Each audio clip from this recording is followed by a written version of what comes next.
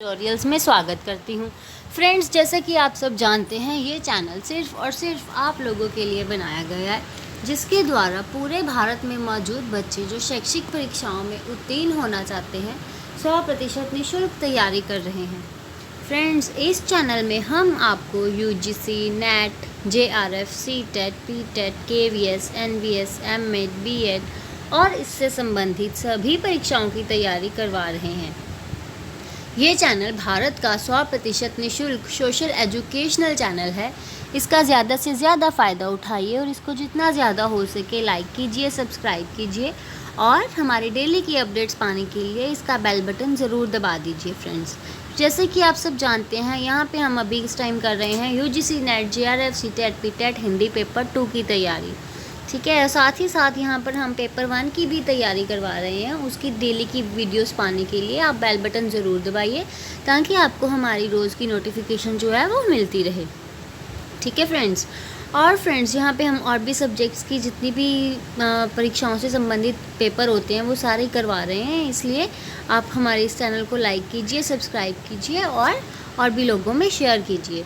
तो अभी इस टाइम हम कर रहे हैं द्विवेदी युग काव्य की प्रवृत्तियाँ। ठीक है, द्विवेदी युग के काव्य की प्रवृत्तियाँ। देश प्रेम की भावना, सबसे पहली प्रवृत्ति या फिर सबसे पहली विशेषता जो है वो यही है कि देश प्रेम की भावना। द्विवेदी युगीन कवियों ने जनमानस के बीच राष्ट्र प्रेम की लहर चलाई, स्वतंत्रता के प्रति जनमानस में चेतना का संचार किया। इस युग के रचनाकारों का राष्ट्र प्रेम भारतेंदु युग की भांति सामूहिक रुदन से नहीं जुड़ा है, बल्कि समस्याओं के कारणों पर विचार करने के साथ साथ उनके लिए समाधान ढूंढने तक जुड़ा है। हम क्या थे, क्या हो गए और क्या होंगे अभी, आओ मिलकर विचारें ये समस्याएं सभी। ठीक है, इसमें यही कहा गया है कि हम क्या थे, क्या हो गए और क्या होंगे अभी, आओ मिलकर विचारें ये समस्याएं सभी। मतलब इसमें हमारे भूत, वर्तमान और भविष्य तीनों के बारे में चर्चाएं की गई हैं। ये युग कारणों की जड़ तक जाने के पश्चात उत्सर्ग और बलिदान के माध्यम से अपनी खोई हुई अस्मिता को प्राप्त करने के लिए प्रेरणा का माध्यम भी रहा है। ठीक है, देशभक्त वीरों, मरने से कभी ना डरना होगा, प्राणों का बलिदान देश की वेदी पर करना होगा। ठीक है, ये देशभक्ति से संबंधित ये भावनाएं हैं। देशभक्तों, वीरों, मरने से कभी ना डरना होगा, प्राणों का बलिदान देश की वेदी पर करना होगा। गया प्रसाद शुक्ल स्नेही की कविताओं में भी देशभक्ति की लहर दिखाई देती है। उदाहरणतः, जिसको ना निज गौरव तथा निज देश का अभिमान है, वह नर नहीं नर पशु निरा है और मृतक समान है। मतलब जिसको ना खुद के गौरव का, ना ही अपने देश का अभिमान है, अपने उस पर गर्व है, वो मनुष्य तो हो ही नहीं सकता और पशु भी नहीं है, वो सिर्फ एक मृतक के समान है। मैथिली शरण गुप्त की रचना भारत भारती में भी राष्ट्र प्रेम से संबंधित कविताओं के लिखने के कारण अंग्रेजी सरकार ने उनकी इस कृति को जब्त कर लिया था। अंग्रेजी सरकार ने। अब है सामाजिक समस्याओं का चित्रण। देशभक्ति की भावना तो देख ली हमने, अब हम देखते हैं सामाजिक समस्याओं का चित्रण किस प्रकार से किया गया है। ये युग सुधारवादी युग भी कहलाता है। इस युग के कवियों ने सामाजिक समस्याओं जैसे कि दहेज प्रथा, नारी उत्पीड़न, छुआछूत, बाल विवाह आदि को अपनी कविता का विषय बनाया। प्रताप नारायण मिश्र नारी के वैधव्य जीवन और बाल विधवाओं की तरुण अवस्थाओं को देखकर रो पड़ते हैं। कौन करेजा नहीं कसरत, सुनी विपत्ति बाल विधवन की, नारी की दयनीय दशा का चित्रण मैथिली शरण गुप्त जी करते हुए कहते हैं, अबला जीवन हाय तुम्हारी यही कहानी, आंचल में है दूध और आँखों में पानी। अर्थात सबको जीवन देने वाली आज जो है वो निर्जीव सी होकर, बेबस सी होकर पड़ी हुई है। इस काव्य धारा ने उपेक्षित नारियों को अपने काव्य में स्थान दिया। यशोधरा के माध्यम से गौतम बुद्ध की पत्नी का, साकेत के माध्यम से उर्मिला का और विष्णु प्रिय के माध्यम से चैतन्य महाप्रभु की पत्नी का उत्सर्ग भाग योजित किया गया है। सखी वे मुझसे कहकर जाते, प्रियतम के प्राणों को पल में स्वयं सुसज्जित करके भेज देती रण में छत्र धर्म के नाते।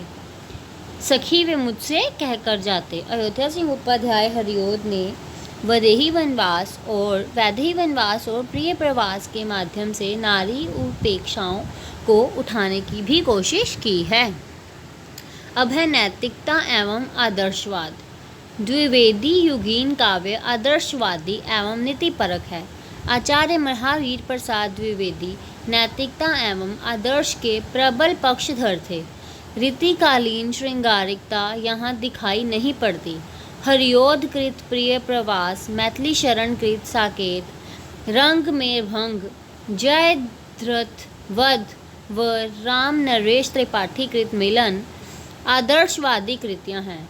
रीतिकाल में राधा कृष्ण श्रृंगार के आलंबन है, जबकि द्विवेदी युग में राधा लोक सेविका व समाज से सरोकार रखने वाली नारी सिद्ध होती है। नेक्स्ट है इतिवृत्तात्मकता। इतिवृत्तात्मकता का अर्थ है वस्तु वर्णन या आख्यान की प्रधानता। आदर्शवाद तथा बौद्धिकता की प्रधानता के कारण द्विवेदी युग के कवियों ने वर्णन प्रधान इतिवृत्तात्मकता को अपनाया। इतिवृत्तात्मकता के कारण इस युग में इतिवृत्त मतलब कथा पर अधिक बल दिया जाने लगा और प्रबंधात्मक रचनाएं अधिक लिखी जाने लगी। मैथिली चरण गुप्त की रचनाएं साकेत, जयद्रथ वध, पंचवटी, यशोधरा, द्वापर आदि प्रबंध काव्य हैं। इसी प्रकार अयोध्या सिंह उपाध्याय की रचनाओं में प्रिय प्रवास तथा वैदेही वनवास में इतिवृत्तात्मकता की प्रधानता है। फ्रेंड्स, अब इसमें आपसे पूछ सकते हैं कि ये जैसे आपको 2 दे दी जाएंगी कवि रचनाएं और पूछा जाएगा इसमें से इतिवृत्तात्मक कौन सी है। 4 दी जाएंगी, पूछा जाएगा इतिवृत्तात्मक कौन सी है, तो उसमें से आपको एक ऑप्शन टिक करनी होगी। या फिर ये 4 ऑप्शन दी जाएंगी, पूछा जाएगा इनमें से मैथिली चरण गुप्त की कौन सी है या फिर हरिओद की कौन सी है। इसलिए इसको ध्यान से समझिएगा फ्रेंड्स, सुनिए इसको ध्यान से। सभी काव्य रूपों का प्रयोग। द्विवेदी युग में लगभग सभी काव्य रूपों का प्रयोग हुआ। प्रबंध, मुक्तक, प्रगति प्रभृति सभी काव्य रूपों में रचना हुई। हिंदी के अनेक श्रेष्ठ खंड काव्य इसी युग में लिखे गए। द्विवेदी युग में सभी कवि मुक्तक रचना की ओर प्रवृत्त हुए। छोटे छोटे विषयों को लेकर स्वतंत्र पद्यों की रचना हुई। जयशंकर प्रसाद तथा हरिओद ने समस्या पूर्तियों के रूप में भी अनेक सुंदर मुक्तक लिखे हैं। रत्नाकर ने ऊर्ध्वशतक की रचना की। छायावाद में जो प्रगीतों का प्रणयन हुआ उसकी शुरुआत इसी युग से हुई है। ठीक है फ्रेंड्स, सभी काव्य रूपों का प्रयोग हुआ है। अब हम बात करते हैं भाषा परिवर्तन। इस युग में काव्य की मुख्य भाषा खड़ी बोली रही। इस युग के कवियों ने खड़ी बोली को काव्योपयुक्तता के संदेह को दूर कर दिया। जयद्रथ वध की प्रसिद्धि ने ब्रज भाषा के मोह का वध कर दिया। भारत भारती की लोकप्रियता खड़ी बोली की विजय भारती सिद्ध हुई। आचार्य महावीर प्रसाद द्विवेदी के अनुसार इस युग की भाषा सुबोध, शुद्ध व रसानुरूप है। अब है छंद विविधता। इस युग में वर्ण विषय के समान छंदों में भी विविधता स्पष्ट दिखाई देती है। इस युग के कवि दोहा, कविता या सवैया तक ही सीमित नहीं रहे, बल्कि रोला, छपय, कुंडलिया, सार, गीतिका, हरिगीतिका, लावनी, वीर आदि छंद भी प्रयुक्त हुए। मैथिली शरण गुप्त, अयोध्या सिंह उपाध्याय हरिओद तथा जयशंकर प्रसाद ने छंदों के प्रयोग में अपना अद्भुत कौशल परिचय दिया। आचार्य महावीर प्रसाद द्विवेदी ने छंदों के विशेषीकरण का परामर्श दिया था। ठीक है फ्रेंड्स, निष्कर्षतः इस युग के कवियों ने हिंदी काव्य को श्रृंगारिकता से राष्ट्रीयता, रूढ़िवादिता से स्वच्छंदवादिता मतलब राष्ट्रीयता की भावना, स्वच्छंदता की भावना और जड़ता से प्रगति की ओर ले जाने में अपना महत्वपूर्ण योगदान दिया है। द्विवेदी युगीन चेतना, राष्ट्र प्रेम, सामाजिक चेतना, इसमें क्या क्या है, इसमें द्विवेदी युगीन चेतना, राष्ट्र प्रेम, सामाजिक चेतना, भक्ति की प्रति अग्रसर किया, प्राकृतिक चित्रण, भाषा सभी स्तरों पर प्रखर दिखाई पड़ती है। ये सारी द्विवेदी युग की विशेषताएं हैं। यहाँ राष्ट्रभक्ति राजभक्ति के आवरण में लिपटी नहीं है, ना ही इस युग के रचनाकारों ने काव्य विषय के रूप में विदेशी सत्ता को कहीं वरीयता दी।